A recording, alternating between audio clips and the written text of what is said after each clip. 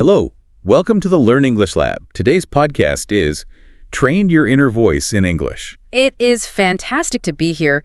We really a lot of ground on this show, grammar, vocabulary, pronunciation. But today feels entirely different. This is really the holy grail of language learning.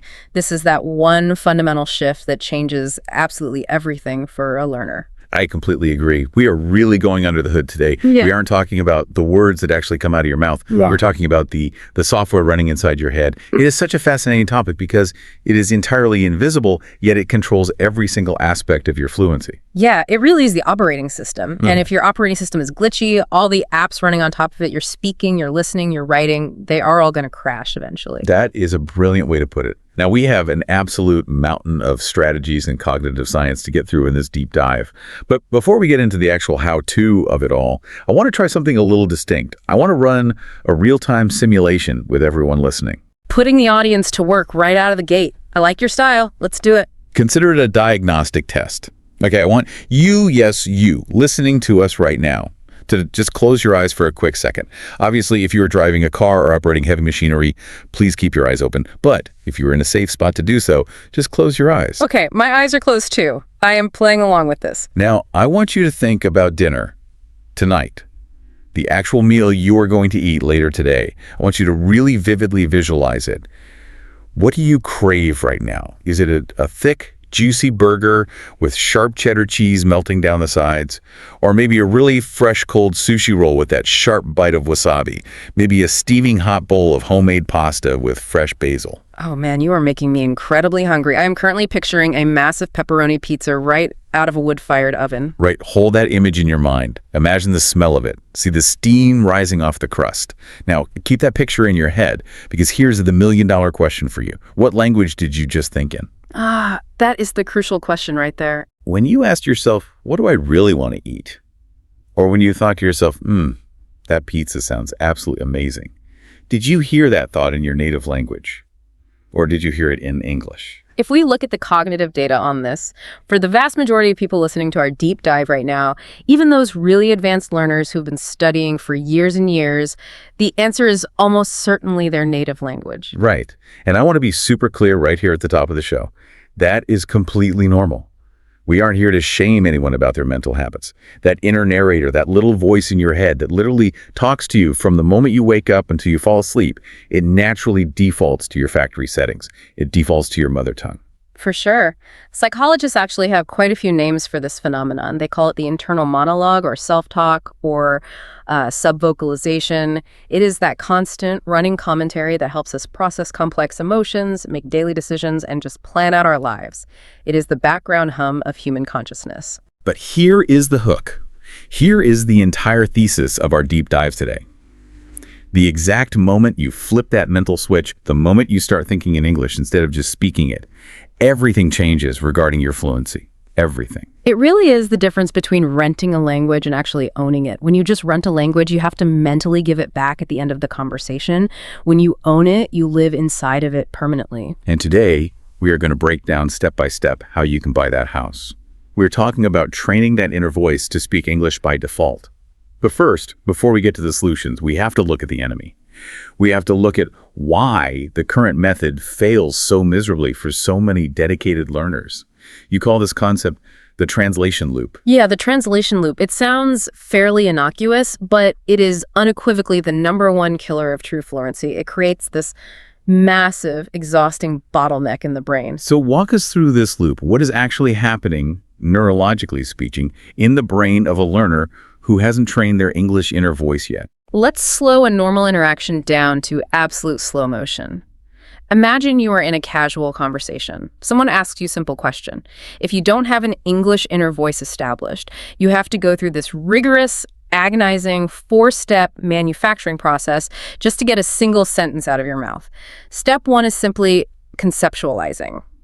You think of the core idea, and here is the trap, you think of that idea in your native language. Okay, I follow you. So the core feeling I am hungry appears in my head in Spanish or French or Japanese first. Correct. That is step 1. Then you move to step 2. You have to mentally translate those specific native words into English words. You are basically scanning your internal mental database, desperately looking for matches. You are thinking, okay, the word for hungry, is it fame? No, that's French. It's hungry in English. Right. So you are searching. Searching, it is literally like having a slow internet connection in your own brain. And that brings us to step 3. And this is undeniably the hardest part of the entire loop. You have to take those freshly translated English words and arrange them into a sentence that actually follows English grammar rules. And we all know that English grammar is often totally backward compared to a lot of other languages out there. So you are shifting verbs around, moving adjectives to the front, checking your tenses. You are asking yourself, wait, is it I have hunger or I am hungry? Wow.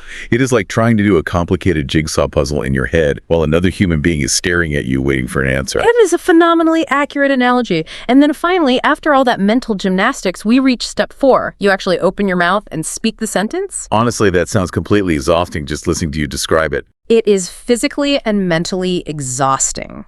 Think about it.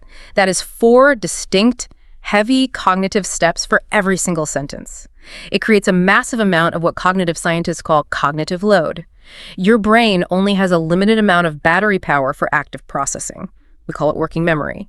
When you spend 80% of that daily battery just on translation and structural assembly, you have absolutely zero energy left for charisma, for proper intonation, or for actual human connection. And that perfectly explains the buffer face, that specific look people get, where their eyes just sort of glaze over and stare into the middle distance for 3 solid seconds before they answer a simple question. Yes, that is the translation loop in real-time action. That is the human brain buffering like an old YouTube video. And the entire goal of our deep dive today is to show you how to completely skip that middleman. We want to entirely delete steps 2 and 3 from your brain. We want your brain to go straight from a raw thought directly into English. So let's unpack the real-world benefits here. Because I think most people intuitively understand the speed aspect, but there is so much more to this than just talking faster. We have a whole stack of benefits here in our notes that are pretty compelling. Speed is definitely the most obvious one, sure. Native speakers aren't inherently smarter or faster thinkers than language learners. They really aren't. They just don't have that internal lag time. Their raw thoughts and their spoken words use the exact same mental code.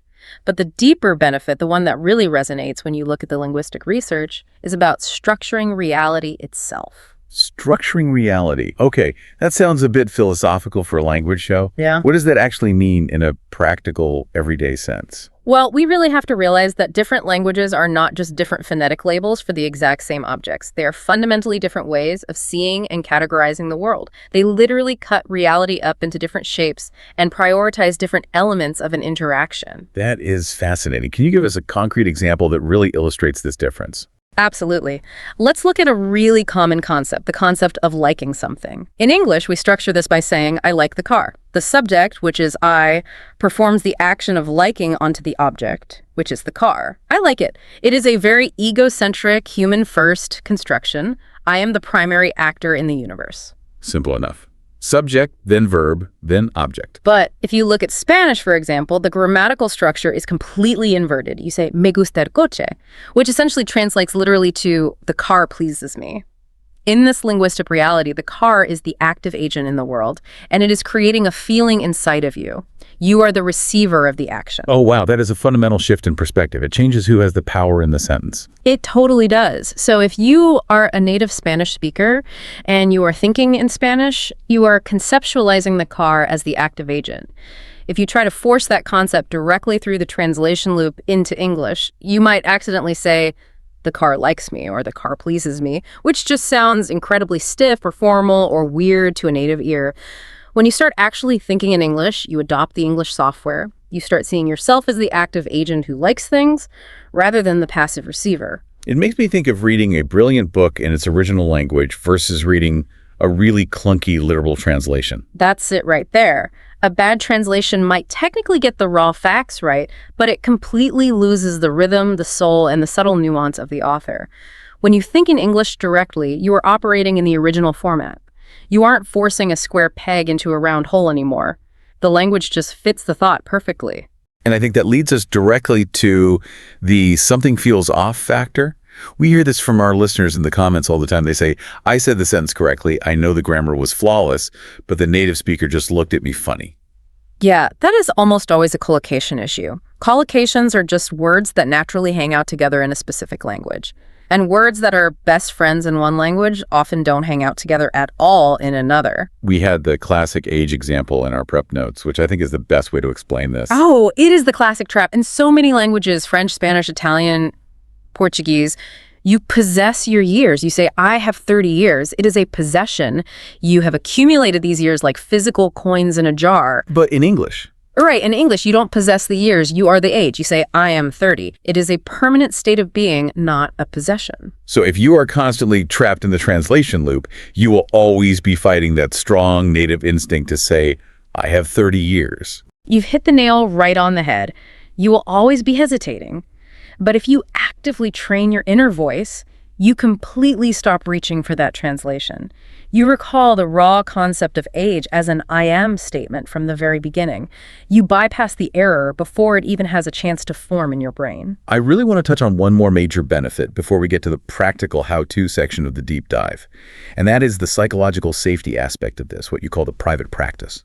This is huge. In fact, I would argue this is the single biggest barrier to ultimate fluency. Fear, pure anxiety, the crippling fear of looking stupid in front of other people. Oh, totally. Public speaking is terrifying for most people in their native language. Even just ordering a cup of coffee can be scary in a second language if you feel like the barista behind the counter is secretly judging your accent. Exactly. Yeah. But your inner voice, that space inside your head, is a completely safe space. It is a 100% judgment-free zone. Nobody else can hear it. Nobody can correct your grammar. Nobody is laughing at your pronunciation. It is constant, free, entirely risk-free practice. You can literally talk to yourself in English for 4 hours straight, make 1,000 ridiculous mistakes, and no one in the world will ever know. I love that. It's like having a personal flight simulator. Yeah. Real pilots don't just jump into the cockpit of a 747 on day one and hope for the best. They spend hundreds and hundreds of hours in the digital simulator where crashing the plane doesn't actually hurt anyone. That is a beautiful analogy. Your inner voice is your mental flight simulator. By the time you actually open your mouth in the real world to speak to a native, you have already flown that exact conversational route 100 times in the safety of your own head. And the ultimate sign that you've logged enough hours in that mental simulator. Dreaming.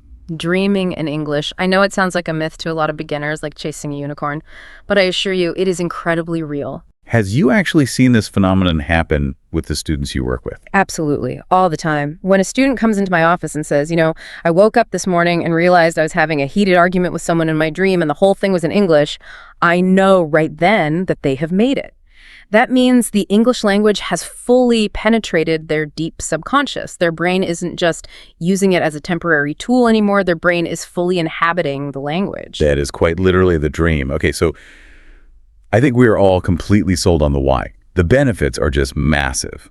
Cognitive speed, grammatical accuracy, unshakable confidence, and subconscious mastery. But the really big question is the how. Because honestly, it feels a bit abstract, right? Just telling a learner, just think in English is basically like telling a stressed person, just relax. Or a sad person, just be happy. It doesn't actually give them a mechanism to do it. Right. It is terrible advice on its own. It's not a magic switch you can just flip on a Tuesday morning. It's a mental muscle you have to build over time. You don't wake up one day and decide to run a full marathon without training. You start by jogging around the block. So we have broken this complex process down into a very structured step-by-step guide. We are going to move everyone from absolute ground zero all the way up to advanced philosophical thinking. Perfect. Let's start right at the bottom floor. Step 1, simple labels. This is the absolute foundation of the inner voice. If you cannot do this step, you cannot do any of the rest. This is where you have to stop trying to think profound, complex thoughts and just start naming the reality right in front of your eyes. So walk us through it practically. Let's say I'm just sitting here at my desk. What do I actually do? Just look around your immediate physical environment. Right now, pick any object in the room. What is it? Microphone. Good. Now the trick is, do not translate it. Do not look at the object. See it. Think the word for it in your native language first and then translate it to microphone in your head. You want a direct wire. See the physical object and immediately think the English word microphone. Okay, let me try. Screen, table, hand, coffee, window. Spot on. You are actively forging a direct physical neural link between the visual stimulus, the object itself, and the English label for it. You are cutting out the native language middleman entirely. It almost sounds too simple to actually work, like a child's game. But that's exactly why it works so well. It is incredibly low friction. You can literally do this anywhere at any time. Are you standing around waiting for the bus? Just look around. Bus, stare straight, tree, man, dog, cloud. You are just flooding your visual cortex with English labels. If you dedicate just 5 to 10 minutes a day to this simple naming game, you will be shocked at how fast your brain adapts. Okay, so once we are confidently labeling things like a human label maker machine, we move up to step 2, simple descriptions. Right. Now we add a tiny layer of complexity. We introduce adjectives into the mix. We are building little 2 or 3 word descriptive phrases. So instead of just looking at your desk and thinking laptop, it now becomes big silver laptop. Ah, I see. Hot black coffee, dirty old car. Angry, loud cat. That is always the cat. It is. But think about what this tiny addition actually does. It starts to build syntax in your brain. You are implicitly learning the correct order of words naturally without a textbook. In a lot of languages, the descriptive adjective comes after the noun, but in English, it almost always comes before. By simply looking up and thinking blue sky over and over, you are hardwiring that adjective-noun pattern deep into your brain without ever having to fill out a boring grammar worksheet. It feels very rhythmic when you do it. Blue sky, cold water, fast car. Yes, you are internalizing the actual musical rhythm of the language. And then we graduate to step 3, complete sentences. Now this feels like a pretty big jump from just 2 words. It is the crucial shift from just labeling the world to actually observing the world. You're making full statements about your current reality. But the key here is to keep them incredibly simple. We aren't trying to write a complex novel here yet. So something like, I am sitting at my desk. Exactly. Or, it looks like it is going to rain. I feel a little tired. That car is driving fast. Notice how we aren't trying to be poetic or deep. These are just basic, indisputable facts about the current moment. And that is absolutely crucial to understand. The goal at this stage isn't poetry, it is automatic production. You are producing complete grammatically sound thoughts directly in English. You are firmly establishing the standard subject-verb-object sentence pattern as your brain's new default mode of operation. Now, step 4 is definitely my personal favorite. This is where the whole process actually gets really fun. You call it the documentary approach. Yes. This is where you literally become the voiceover narrator of your own life. Just imagine you are the distinguished narrator of a high-end nature documentary, but the subject of the documentary is you. Let's role play this for the audience, because I think people really need to hear what this inner monologue actually sounds like in practice. Let's say I'm just waking up in the morning on a normal Tuesday. Go for it. Narrate it. Okay, so in my head I'm thinking, it is 7:15 a.m. I really need to get out of this bed. Ugh, the floor is cold today. Where did I leave my slippers? There they are under the chair. Now I am walking down the hall to the kitchen to make coffee. That is perfect. It is just a continuous stream of consciousness. You are tightly connecting the English language to your actual physical actions in real time. Let's do another one. Brushing teeth. I'm brushing my teeth right now, moving the brush up and down. This toothpaste is really minty. Oh, the tube is almost empty. I definitely need to buy more toothpaste today. I'm looking at myself in the mirror. Wow, my hair is a complete mess. Now, to someone listening, that probably sounds incredibly mundane, right? But think deeply about what your brain is actually doing during that exercise. You are actively practicing the present continuous tense with I am brushing. You are practicing essential need statements with I need to buy. You are practicing sensory descriptions with the word minty. And you are doing all of this grammatical heavy lifting dynamically in real time. It totally stops being that rigid textbook English, the classic, the book is on the table stuff, and it starts being my actual life English. That is the secret sauce. You are claiming the entire language for your own personal reality. You are making it yours. So that progression takes us nicely through the beginner and intermediate stages: labels, descriptions, sentences, and narration. That builds a remarkably solid foundation. But what happens when we want to get deep? What about the really advanced stuff? Because eventually, a learner wants to do a lot more than just describe their minty toothpaste to themselves. And that is exactly where we move into section 3 of our guide. Advanced inner voice training. This is the bridge that takes you from being merely functional to being truly fluent. Step 5 is all about opinions, and feelings. Okay, so this is where it gets real. This is the internal stuff. Yeah, it is incredibly easy to point a finger at a wooden table and think table. It is significantly harder to accurately identify a complex internal emotional state. But possessing emotional language is the most critical component for true human connection. If you cannot accurately express how you feel in your own head, you will never be able to connect with other people in English. So how do we actually practice this emotional tagging? You have to consciously force yourself to tag your emotions in English as they happen. Instead of just feeling a wave of stress at work and letting it wash over you, you need to articulate it internally. I am really stressed about this upcoming presentation, or I'm so annoyed that this bus is running 10 minutes late, or I am genuinely excited about seeing that movie this weekend. It is shifting the focus from the external physical world to the internal psychological world. For sure. And an added bonus here is that this is where you will naturally catch those tricky translation errors we talked about earlier. By narrating your feelings, you will learn through repetition that in English you are bored, not boring. Oh man, that is such a classic painful mistake. Someone saying, I am boring at a party. Right, which literally means you are not an interesting person to be around. But if you practice this constantly in your head, I am bored, you solidify that correct feeling-to-word neural link before you ever make the mistake in public. That brings us to step 6, mental conversations. This is basically role-playing with yourself. I have to admit, I do this all the time, even in my native language, having entirely fake dramatic arguments with people while I'm taking a shower. We all do it. It is totally normal human behavior. It is how our brains prepare for potential conflict or practice for important social moments. The only difference now is we are asking you to just do it in English. Simulate a full dialogue. Play both sides of the conversation. So let's say I imagine a potentially stressful conversation with my boss. Sure, let's play it out. You be voice A, the employee, and voice B, the boss. Okay, voice A. Hey, do you have a quick minute to talk about the new marketing project? Sure, I'm a bit busy, but what's on your mind? Well, I really think we need a bit more time for the design phase. We are on a really tight deadline here.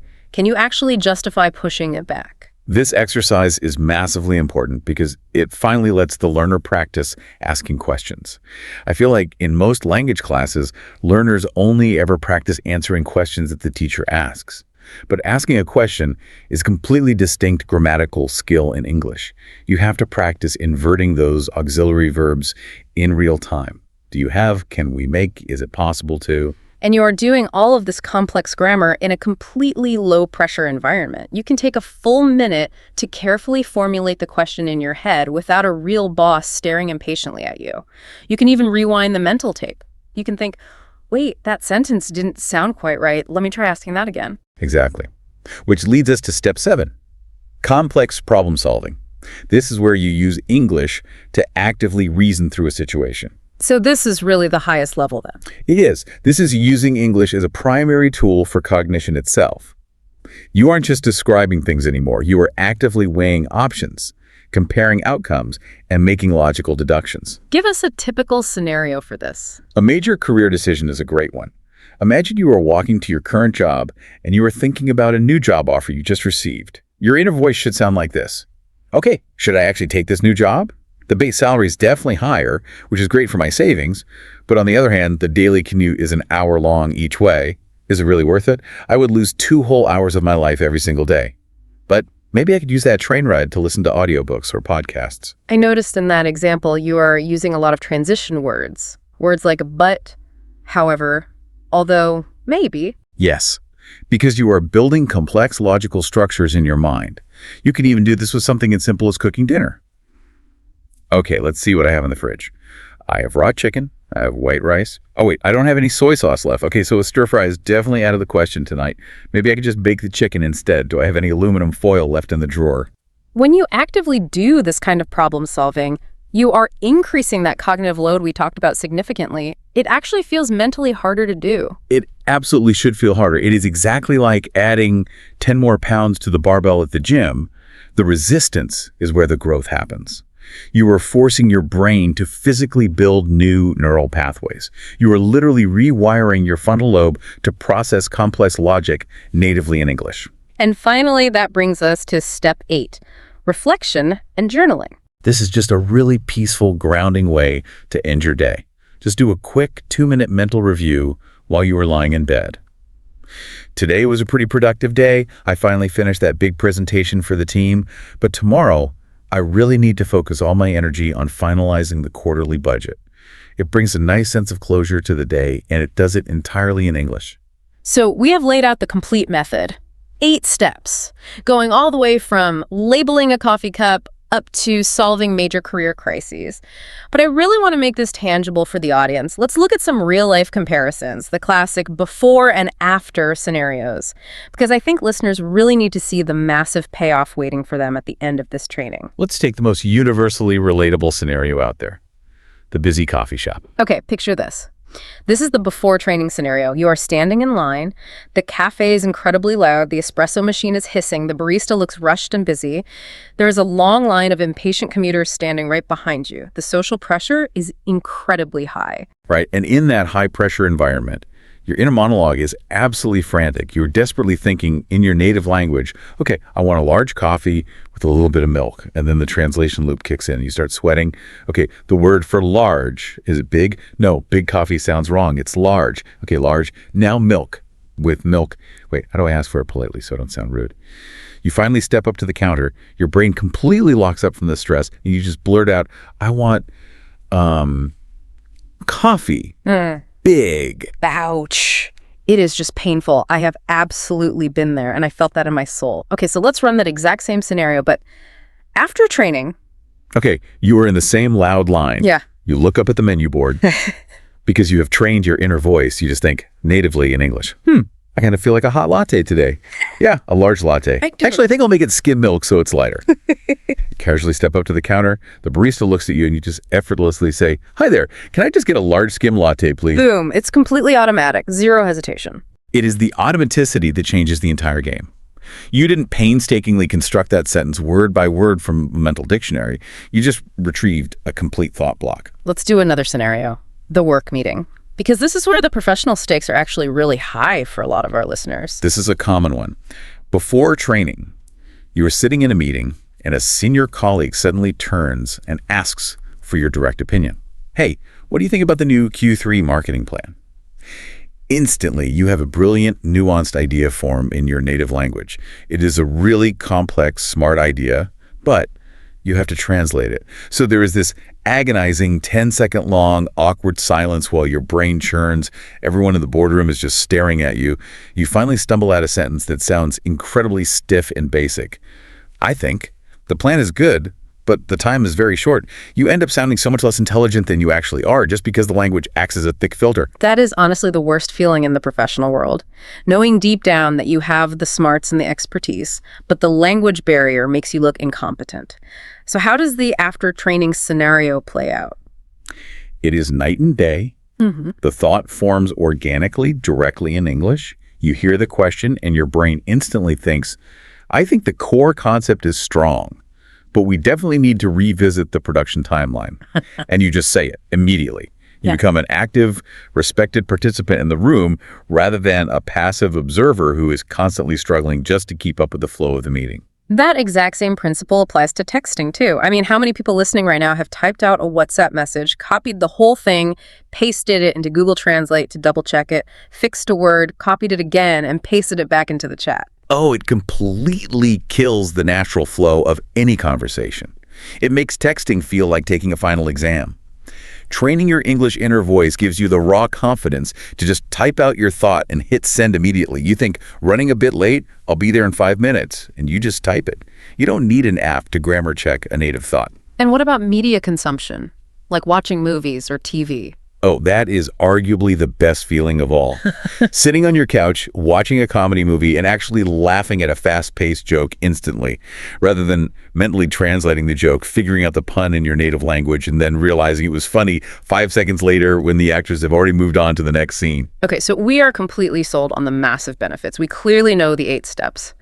But we have to be honest with the audience. Things can definitely go wrong. There are hidden traps along the way. Let's spend some time talking about the common mistakes learners make when trying to do this, because I know for a fact that a huge portion of our listeners are perfectionists. And that brings us to the biggest mistake of all, without a single doubt, perfectionism. Oh, yes, the silent killer of language learning.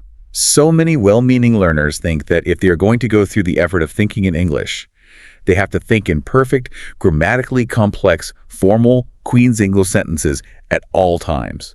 They try to walk down the street thinking, I am currently walking to the local supermarket in order to purchase fresh groceries for my evening meal. Nobody thinks like that. Even native speakers in their native language do not narrate their lives like a Victorian novel. Spot on. Native speakers always think in messy, broken fragments. A native speaker walking to the store is just thinking, going to the store. Really need milk. Cold out here today. Where did I put my car keys? If you try to force your brain to be perfectly grammatical in your inner monologue, you will effectively silence your inner voice forever because the cognitive load is just way too high to sustain.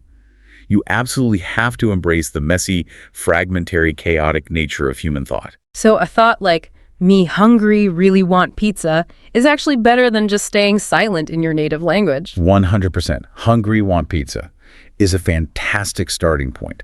Start there, get comfortable with the habit, and your brain will naturally refine the grammar later. Okay, mistake number 2. The unknown word panic. This is a really big one that trips people up.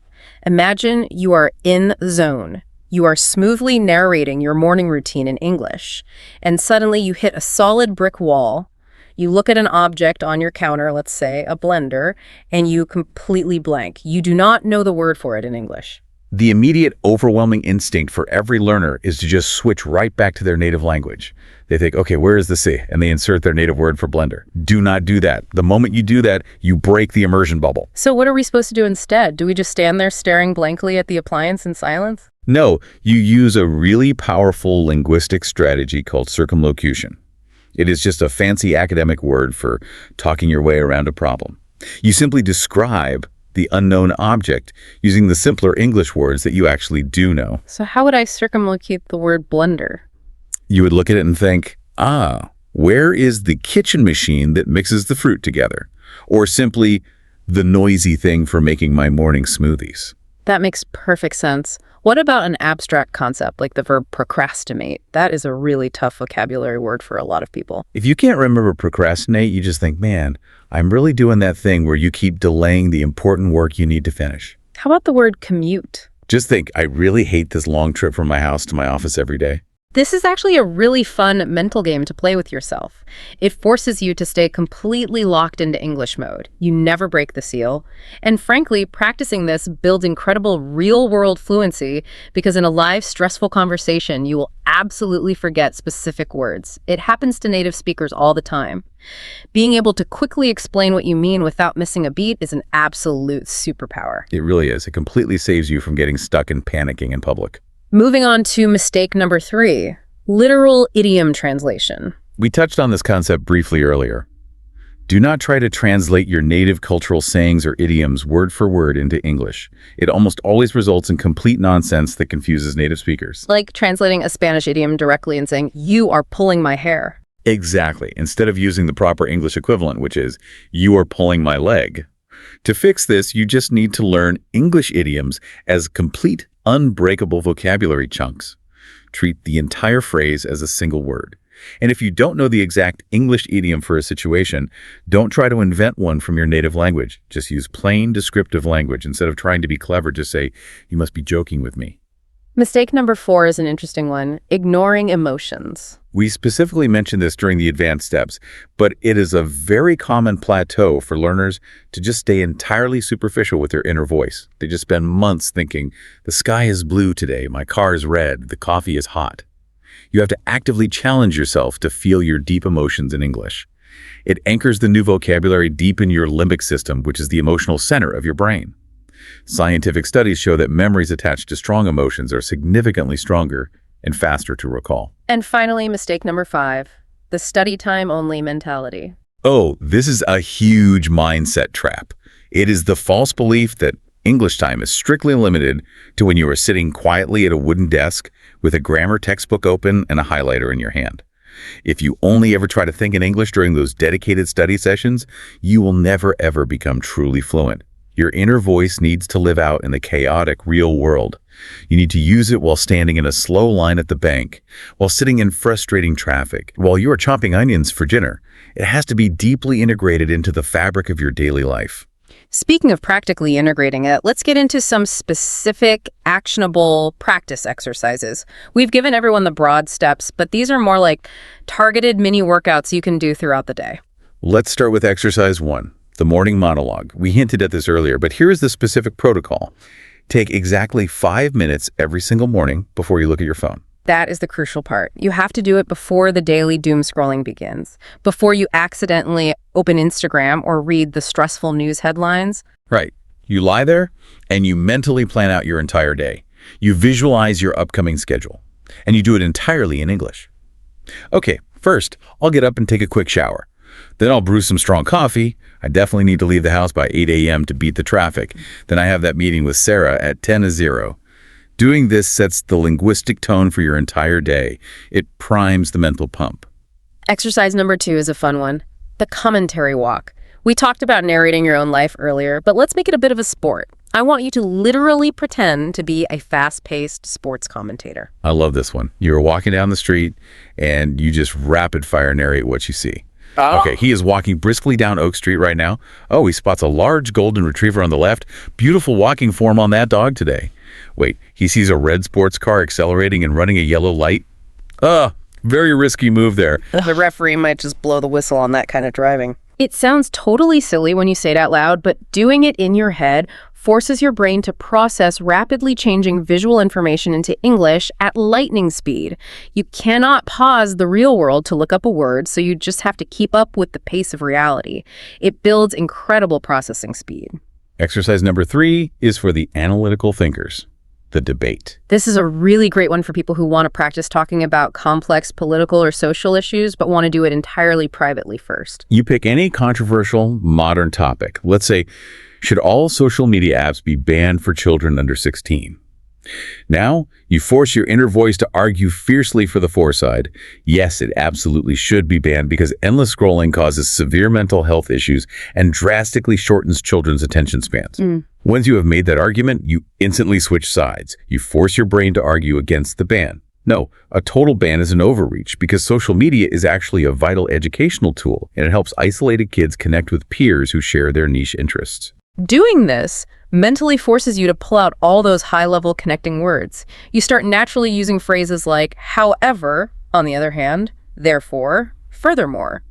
It rapidly builds rhetorical complexity and logical flow. Now, exercise number 4 is for the more creative folks. The story exercise. This is basically advanced people watching. Exactly. You sit on a park bench or in a cafe. You discreetly look at a total stranger across the room, and you completely invent a detailed fictional life for them in your head. Okay, you see that older man in the faded blue jacket over there? He is definitely a retired history professor. He is intensely reading that thick book about ancient Rome. He looks a bit jittery, like he drinks way too much dark roast coffee. Yeah. And look, he is constantly tapping his left foot. He's probably really nervous about a blind date he has later today. Oh yeah, he is definitely running late for a date. Look, he keeps checking his silver watch every 2 minutes. It is a wonderful exercise because it engages your deep imagination, which actually utilizes a completely different region of the brain than just simple logical description. It forces the language to become creative and fluid. Exercise number 5, the what-if scenario. This is all about training hypothetical thinking. You just ask yourself a big question. What if I suddenly packed up and moved to Canada next year? Now your brain is forced to use complex conditional tenses to explore the reality. Well, if I moved there, I would definitely need to buy a much thicker winter coat. I would have to start searching for a new job in Toronto. If I actually lived in Canada, I would finally learn how to ski properly. It is a sneaky way to drill advanced grammar rules without ever actually doing boring grammar drills. And finally, exercise number 6, vocabulary integration. This is the perfect routine for when you are actively trying to learn new vocabulary words. You just pick 3 specific words you learned this week. Let's use 3 examples: resilient, overwhelming, and compromise.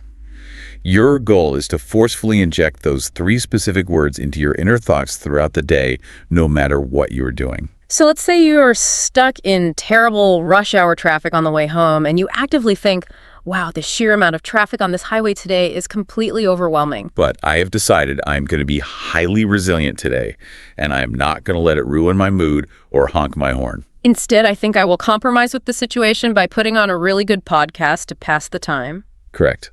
Doing this actively moves those new words from your passive vocabulary, which are the words you merely understand when you read them, into your active vocabulary, which are the words you can actually recall and use spontaneously in conversation. Now, for all the incredibly busy people listening to this deep dive, which, let's face it, is basically everyone these days, we have put together some rapid-fire daily tips. These are essentially small, low-effort lifestyle hacks to keep your English engine running constantly without needing to schedule extra study time. Tip number 1 is a big one. Change your phone's operating language to English immediately. Ooh, that always feels a little bit risky for beginners. I know, it is genuinely scary for about the first 10 minutes. You worry you won't be able to figure out how to set your alarm, but you adapt incredibly quickly. And just think about how many hundreds of times a day you unlock and look at your smartphone. That translates to hundreds of micro exposures to practical English vocabulary every single day. You start seeing the word settings instead of your native word. You naturally absorb words like loading, sent, delete, forward, draft. It aggressively forces your brain to navigate a complex digital interface entirely in English. Tip number 2, utilize your dead time. We all have so much dead time in our day, standing alone in silent elevators, staring at red traffic lights, waiting for your lunch to heat up in the microwave, waiting for the kettle to boil for tea. Don't instinctively pull out your phone to check Instagram during those moments. Instead, use those empty 30 seconds to quickly describe the room you were standing in English.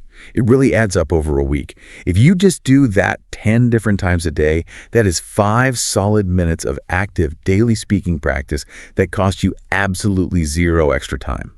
Tip number 3, the classic sticky notes method. It is a classic for a reason. You literally write English labels on sticky notes and put them on objects around your house. Label your bathroom mirror, mirror. Label your bedside lamp, lamp. Put fridge on the refrigerator. But here's the critical part. Don't just stick them up and leave them there until they blend into the background and become invisible wallpaper. You have to actively engage with them. When you are brushing your teeth in the morning, purposefully look at the yellow note on the glass and intentionally think the word mirror in your head. Tip number 4, using English input as mental fuel. Your inner voice desperately needs high-quality fuel to run properly. You simply cannot output good English if you do not regularly input good English. You should be constantly listening to native podcasts, just like this deep dive right here, while you are doing your chores, cleaning the house, or cooking dinner. It passively provides your inner voice with new vocabulary, natural slang, and correct rhythmic intonation to mimic. If you never actually hear native English being spoken, your own inner voice will naturally develop a very heavy native accent and a severely limited vocabulary. Tip number 5, bedtime reading. You don't need to read a whole chapter. Just commit to reading 10 pages of a book before you go to sleep. But make absolutely sure it is an English book. Reading English right before sleep specifically primes your subconscious brain to continue processing English syntax while you are in deep sleep. This dramatically increases your chances of achieving that ultimate goal of dreaming in English that we discussed earlier. It is literally the very last data your brain sees before it goes offline to sort memories for the night. Tip number 6, upgrading to English dictionaries. This is a strict, non-negotiable rule for anyone at the intermediate level or above.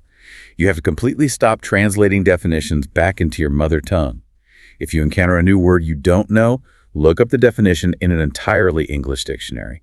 Use the Oxford Learner's Dictionary or Cambridge or Merriam-Webster. So, just to clarify, if I'm reading a book and I look up the word happy, I don't want to see my native language's translation for happy on the screen. I want to see a sentence like feeling or showing pleasure or contentment. Yes, exactly.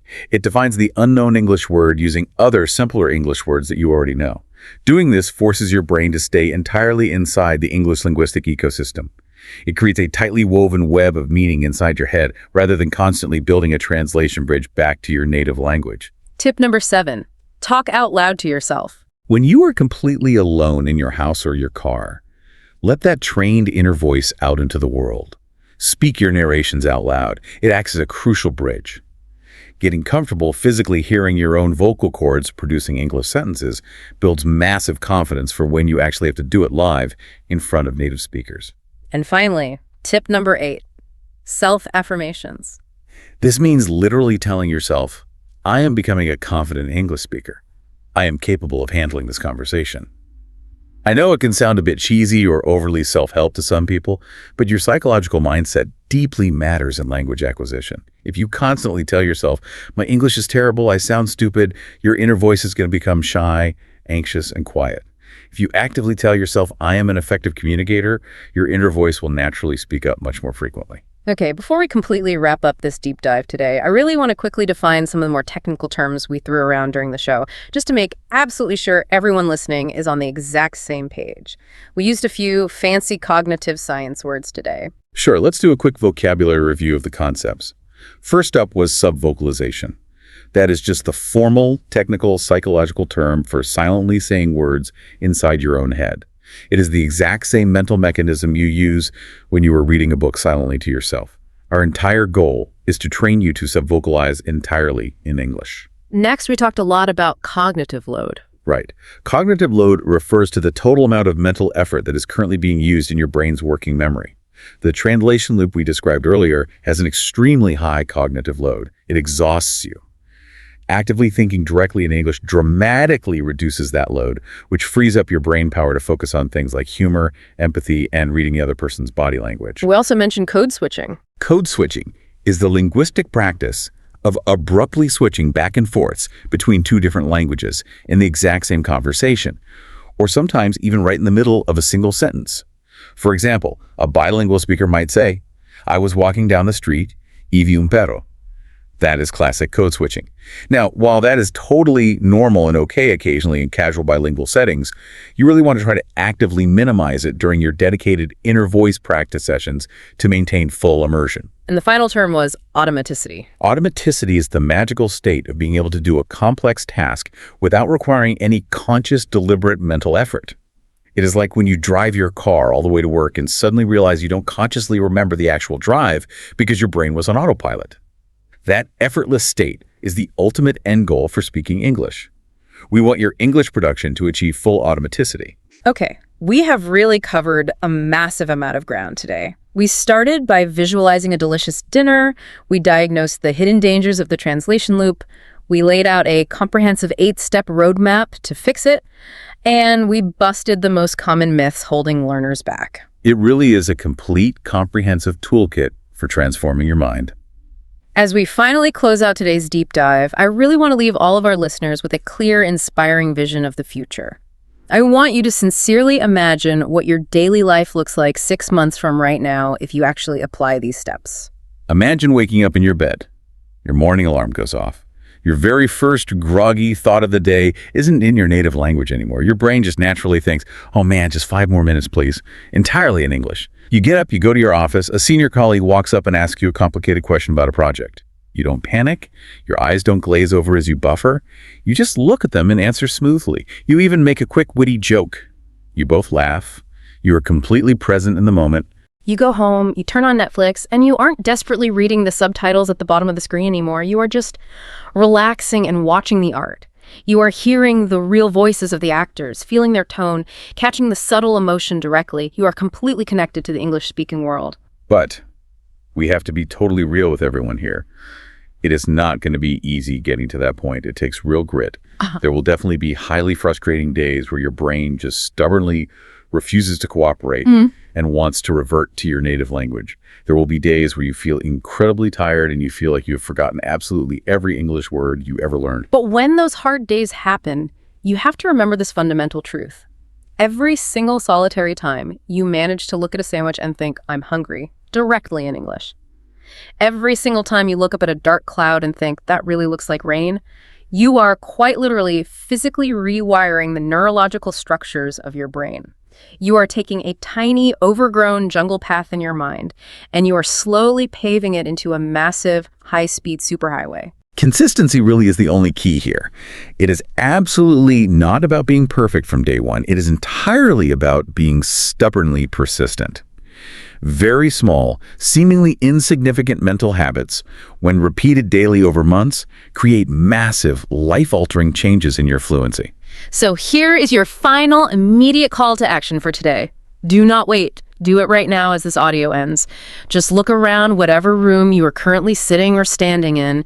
Don't just passively look at it. Actively think about it. There is a screen, there's a wooden desk, there is a bright window. There is an entire massive world of English fluency waiting for you, and it is located right inside your own head.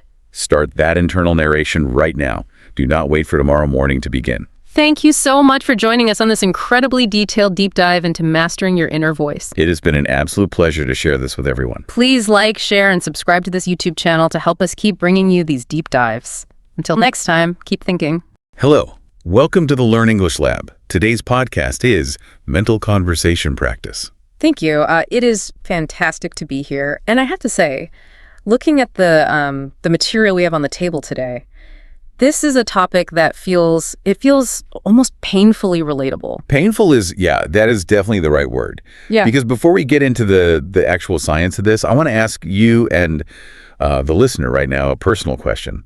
Have you ever had a full-blown argument with someone inside your own head? Oh, constantly. I mean, usually in the shower or when I'm driving. Right. You're in the shower or you're stuck in traffic and you're like replaying a conversation from 3 hours ago. You're thinking, why did I say that? I should have said this. Yeah. And you essentially rewrite the script of your life to make yourself sound, I don't know, smarter, wittier, or more assertive. It is the universal human condition. We are all the protagonists of these little movies running in our heads. We replay the past and we pre-play the future. But here's the fascinating thing about the material we're diving into today. For most people, that internal monologue is just a quirk. It's often just anxiety or regret. Mm-hmm. But for a language learner, that noise in your head is actually an untapped gold mine. That's the premise of today's deep dive. Yeah. We are talking about mental conversation practice. And just to define it early, so we're all on the same page. We aren't just talking about daydreaming or, letting your mind wander. Right, no. We are talking about a deliberate, structured technique. Spot on. It's the intentional act of imagining conversations in English where you are playing both roles. Both of them. Yes, both. You are the interviewer and the candidate. You are the waiter and the customer. You're constructing the dialogue, you're correcting the grammar, and you're doing it all without opening your mouth. The source material uses a really compelling analogy for this. They call it the free tutor. It's a really strong comparison. Because think about the logistics of learning a language. Usually, if you want to practice speaking, you need three things. You need a partner, you need a schedule, and often you need Wi-Fi or money to pay for a class. And you need the courage. You need the courage to potentially embarrass yourself in front of that partner. That is the biggest barrier, absolutely. But this method removes all of those hurdles. It is available 24 hours a day, 7 days a week. It costs $0. Wow. And most importantly, it requires zero social risk. It is just you and your brain. We're going to spend the next hour or so really unpacking this. We want to look at the cognitive science, like why this actually rewires the brain and isn't just pretend play. Yes. And we're going to break down a 6-step methodology to do it effectively because, yes, there's a wrong way to talk to yourself. There absolutely is. You can reinforce bad habits if you aren't careful, and we will cover how to avoid that trap. And we're going to run through some specific scenarios, from ordering coffee to negotiating a salary, to show you what this internal script should actually sound like. The goal here is simple. We want to hand the listener a secret weapon to bridge that frustrating gap between knowing English on paper and actually speaking it in the real world. So let's start there. Section 1, the why. Yeah. Because I think for a lot of people, the idea of sitting in a room talking to themselves might feel a bit unhinged. It sounds a little crazy, sure. Or at the very least, it feels like it wouldn't count. Like Yeah. if I'm not talking to a real human, am I actually practicing? Is it really effective?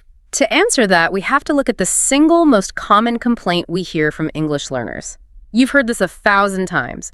A student comes to you and says, I can read English perfectly. I can understand movies. But when I open my mouth, Nothing comes out. Or they stumble. Or they just panic. I freeze. That's what they say. It's the classic gap between input and output. And the material points out something really critical here. Understanding and producing are two completely different neural skill sets. I think we often lump them together as just knowing English. We think fluency is one big bucket. We do, but that's a massive mistake. Think of it like this. Listening and reading are passive skills. You are receiving data.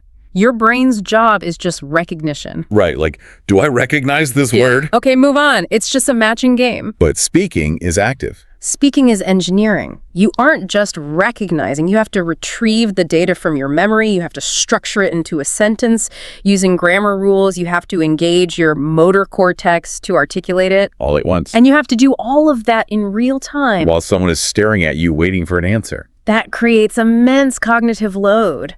And the reason people fail at speaking despite being so good at reading is that they have practiced recognition for thousands of hours, but they have practiced retrieval for almost zero. That makes total sense. It's like watching football for 10 years and then being surprised you can't run a marathon. That hits the nail on the head. You understood the game, but you never trained the actual muscles. You need active practice to build active skills.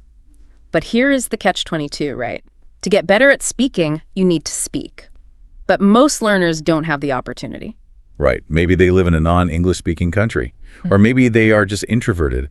I know plenty of people who are technically fluent, but are terrified of making a grammar mistake in public, so they just stay quiet. The fear of judgment is a massive inhibitor. And that brings us to the first major benefit of mental conversation practice: psychological safety. The sandbox mode. It is a sandbox. When you are doing this in your head, the stakes are literally zero. You can conjugate a verb wrong 5 times in a row. You can forget a word and sit there for 30 seconds searching for it. No one is looking at their watch. No one is raising an eyebrow. That freedom allows for experimentation, doesn't it? Because in a real conversation, you usually play it safe. You use the words you know because you don't want to look stupid. You stick to your safe zone vocabulary, but in your head, you can try to use that fancy new word you read in a business article yesterday. You can try to build a complex sentence structure. If you crash the car, you just reset the simulation. And that leads to the second benefit mentioned in our deep dive today: activation. Moving vocabulary from passive to active. This is huge. Let's take a word like nevertheless. Oh, that's a good word. Very useful. Most intermediate learners know what it means. If they see it in a text, they understand it. But have they ever used it in a sentence? Probably not. It feels a bit formal, maybe a bit risky. So it just sits in the passive archive. It collects dust. But with mental practice, you can force the issue. You can say, okay, I'm going to have a debate in my head about pizza toppings, and I must use the word nevertheless. You force your brain to retrieve it and fit it into a structure. And once you do that, once you've done that mentally, you are infinitely more likely to use it in a real conversation. It's almost like breaking the seal on a new product. Once it's open, it's easier to use. You're forging the path. And that touches on the cognitive science aspect here. We aren't just using metaphors, this is actual biology. The athlete comparison comes up a lot here, doesn't it? It does. High-level athletes, like Olympians, use visualization religiously. A downhill skier will close their eyes and run the entire course in their mind before they leave the gate. They visualize every turn, every muscle contraction. And does the brain really know the difference? That's the fascinating part. Brain imaging studies show that when you vividly imagine performing an action, the neural pathways that fire are strikingly similar to the ones that fire when you actually do it. So you're physically wiring your brain for fluency without even moving your mouth. You are digging the trenches so that when the language finally flows, it has somewhere to go. That's a really powerful image. Yeah. It shifts this from having imaginary friends to building neural architecture. It really is about preparation. If you have a job interview coming up, or a difficult talk with a landlord, or even just a date, rehearsing it mentally lowers the cognitive load. When you are finally in that situation, your brain says, oh, I've been here before. I know how this sentence starts. And I imagine the ultimate goal here, like the holy grail of language learning, is to stop translating entirely. We want to kill the translation bot. The mental Google Translate. We all do it at the beginning. You think the thought in your native language, say Spanish or Japanese, then you translate it word for word, then you speak. It's slow, it's clunky, and it usually sounds unnatural. Does mental practice force you to skip that step? If you do it right, yes. It forces you to construct the thought in English from the ground up. You aren't taking a pre-made idea and painting it English. You are building the idea with English bricks. Okay, I'm sold on the why. I think the listeners are too. But I also know that if I just sat down right now and tried to practice, I'd probably zone out in 30 seconds. You'd start thinking about what to have for dinner. Without a doubt. Yeah. So we need a system.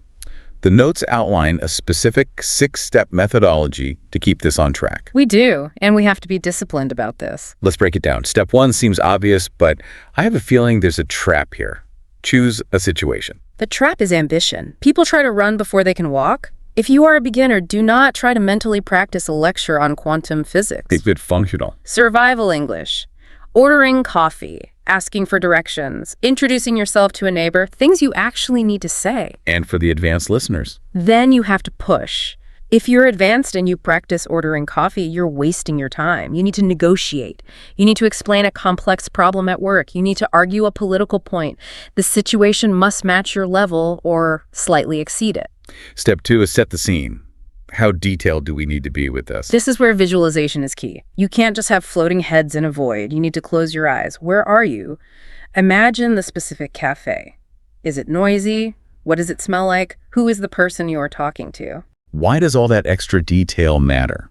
Context triggers vocabulary. If you imagine an office, your brain primes words like deadline, project manager. If you imagine a beach, it primes sunscreen, tide, relax. The more vivid the scene, the more vocabulary your brain unlocks. Step 3. Start the conversation. Play both roles. Now, the material mentions something interesting here about whispering. Yes. You can do this purely in your mind, but whispering or sub-vocalizing is often much better, even if you just mouth the words without making a sound. Why is that better? It engages the articulatory muscles, the tongue, the lips. It helps you feel the rhythm of the sentence.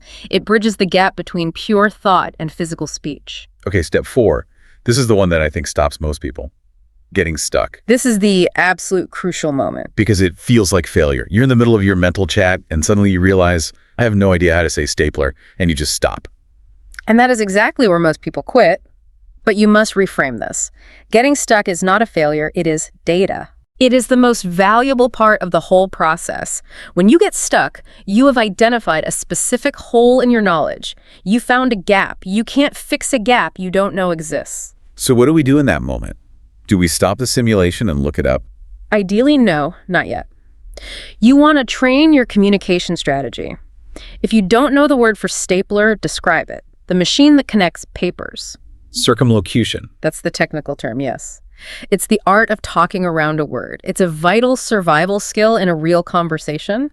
If you stop to look up every word in your mental practice, you kill the flow. Step 5 is replay and improve. Don't just do it once. If the conversation was clunky, if you stuttered mentally, rewind the tape. Do it again. It's like a movie director doing a second take. Let's try that again with more emotion. Or let's try that again using better vocabulary. The second time is always smoother. Repetition creates the magic here. And finally, step 6, concrete learning. This is where we actually open the dictionary. Remember those moments where you got stuck? Now you write them down.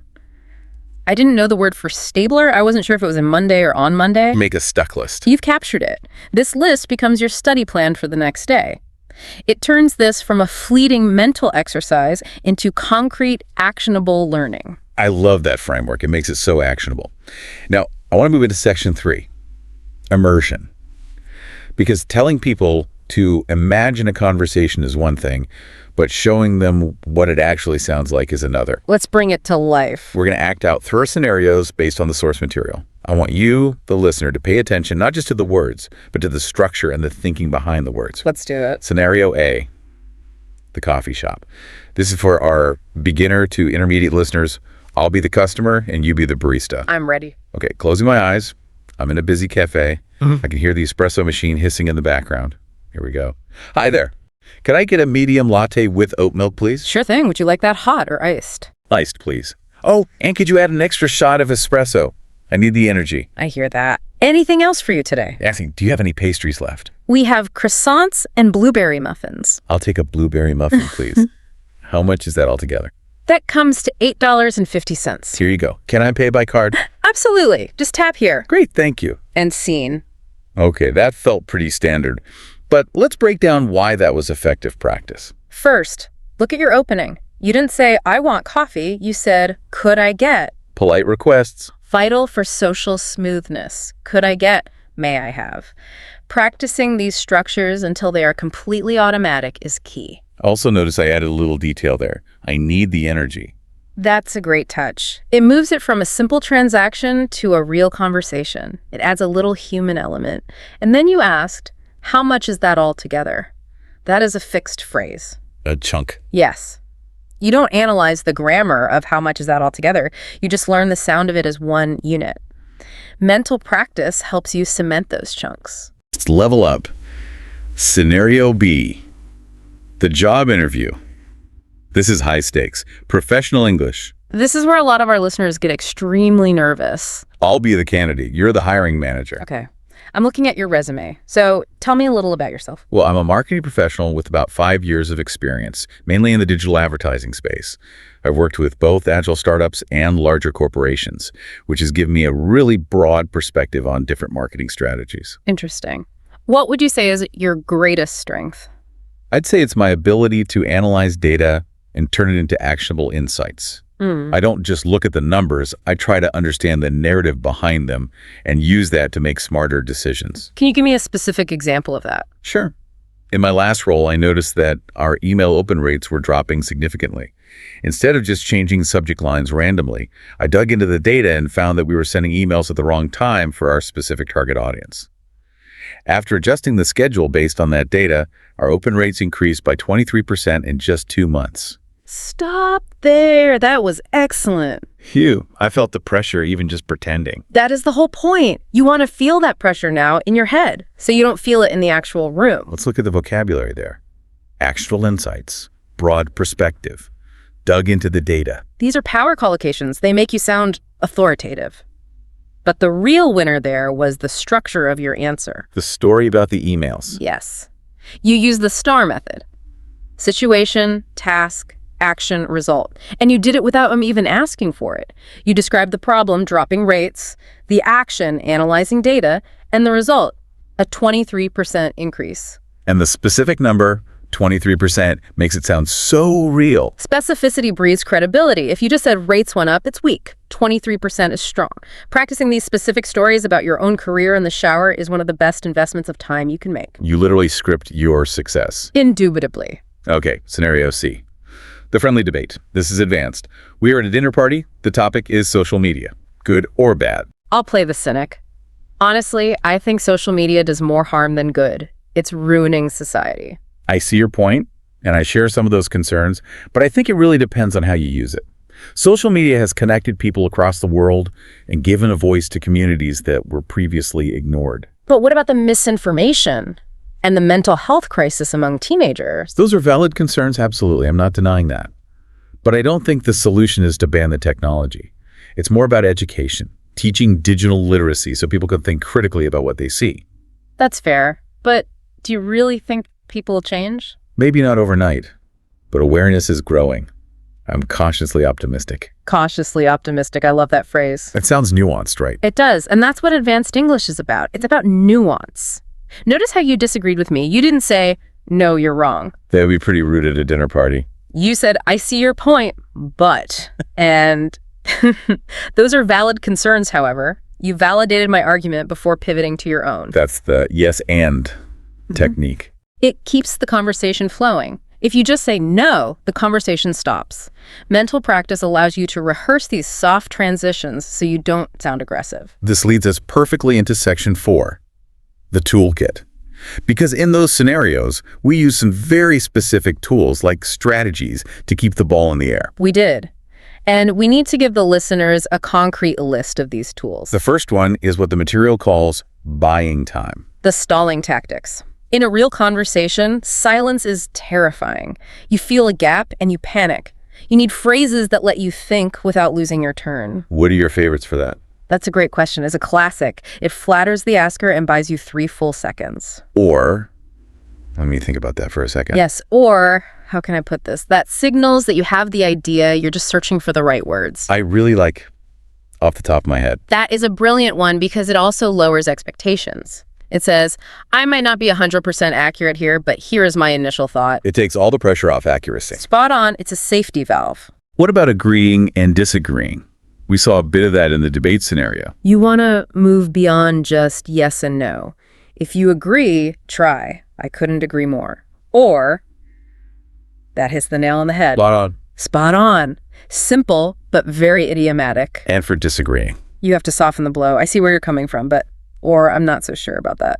I'm not so sure about that is so British. Yeah. It basically means You are wrong, but it sounds so polite. It is the polite way to say, you are completely out of your mind. Clarification is another big one. Sometimes you just don't understand the other person. And you need to ask without feeling stupid, what do you mean by I is standard? But my absolute favorite is the check back. The check back. How does that work? In other words, you're saying, and then you summarize their point in your own words. That's the total power move. It shows you were listening actively, and it gives you a chance to verify you understood correctly before you even reply. Finally, conversation starters and closers.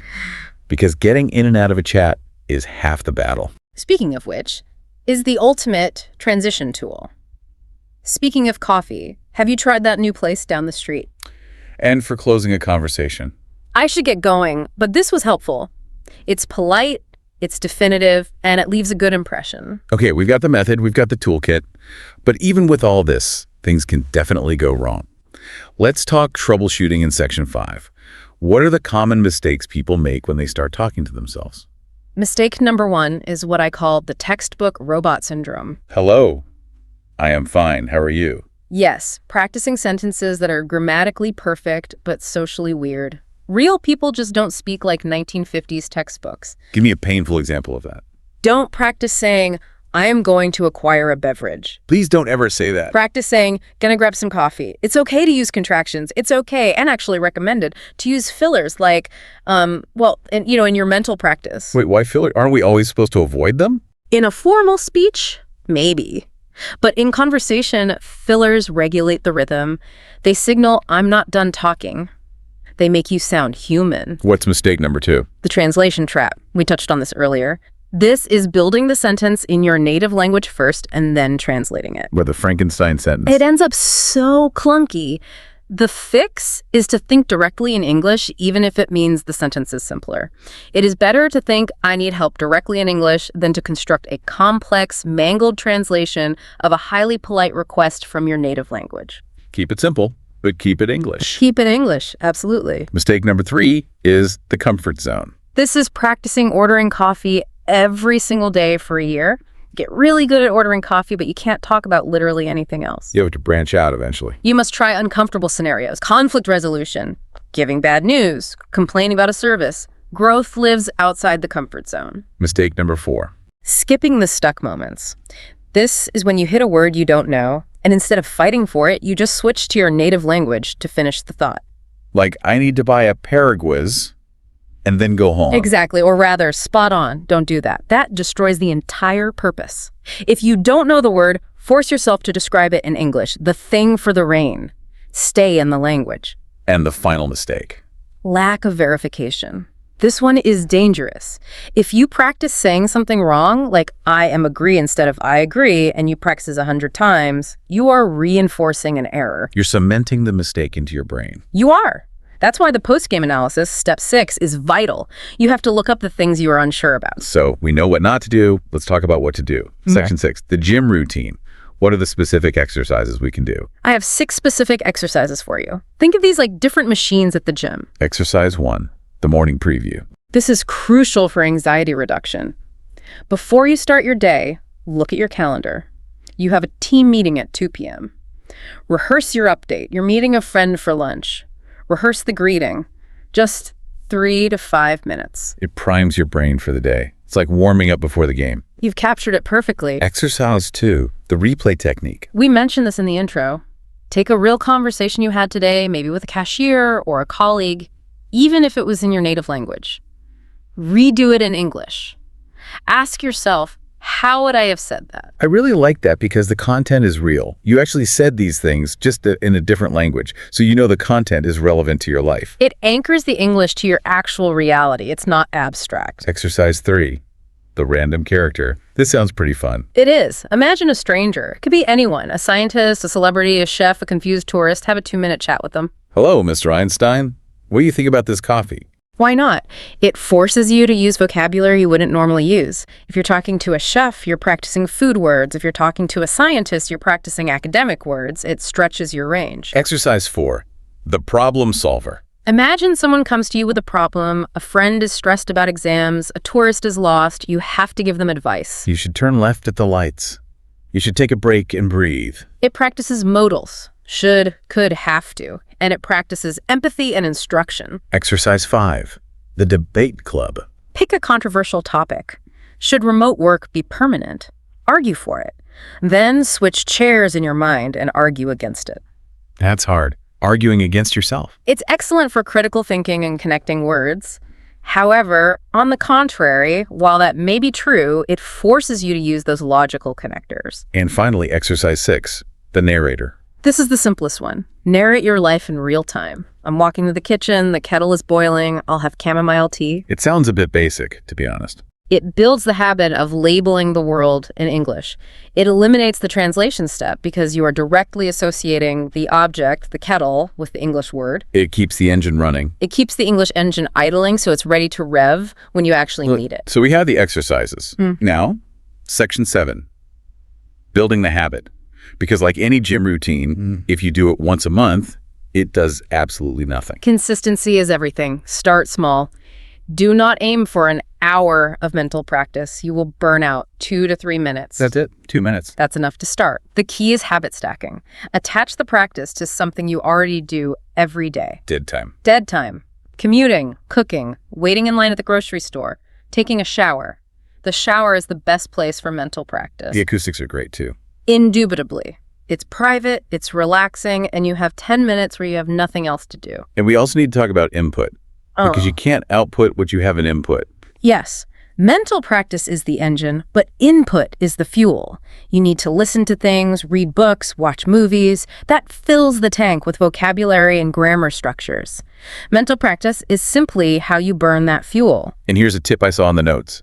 Talking out loud. Yes. When you are alone, in the car, in the shower, vocalize the mental chat. Actually speak it out loud. Why? I thought this was mental practice. It connects the brain to the tongue, it helps pronunciation, it helps your mouth muscles get used to the strange shapes of English sounds. So it moves from mental practice to soliloquy practice. If you want to get Shakespearean about it, yes. But Yeah. practically, it bridges the physical gap between thinking and speaking. And again, consistency versus intensity. 5 minutes daily is infinitely better than 1 hour weekly. You are building neural pathways. Pathways are built by frequent traffic, not by occasional traffic jams. It's a marathon, not a sprint. It is a lifestyle change. It's about integrating English into the fabric of your everyday thoughts, not just treating it as a subject you study at a desk. All right. We have covered a massive amount of ground today. We've defined mental conversation practice, explained why it rewires the brain, given a step-by-step guide, walk through scenarios, and troubleshooted the common mistakes. We really have. It's a comprehensive toolkit. So as we wrap up this deep dive, what is the one big takeaway you want our listeners to leave with? I want to leave you with this thought. Fluency doesn't start when you open your mouth. It starts when you open your mind. I love that. Every single fluent speaker you admire, every actor, every CEO, every friend started with struggle. They all had that moment where they couldn't find the word. The difference is practice. And this method, mental practice, it has 0 barriers. Not at all. You don't need money. You don't need a plane ticket. You don't need an app. You don't need to wait for the right moment. The right moment is right now. So here's our challenge to you. The moment this session ends, don't just take your headphones off and go back to your native language. Challenge yourself. As you walk away, narrate your walk. I am turning off the phone. I am standing up. I am walking to the door. Start now. Your brain is a language lab. Use it. Absolutely. Thank you so much for joining us on this deep dive. It's been a pleasure exploring this secret weapon with you. It's been a joy. And for all you listeners out there, please make sure to like, share, and subscribe to this YouTube channel. It helps us keep bringing you these deep dives. And it helps you stay committed to your learning journey. That hits the nail on the head. Until next time, keep practicing inside and out. Goodbye. Goodbye.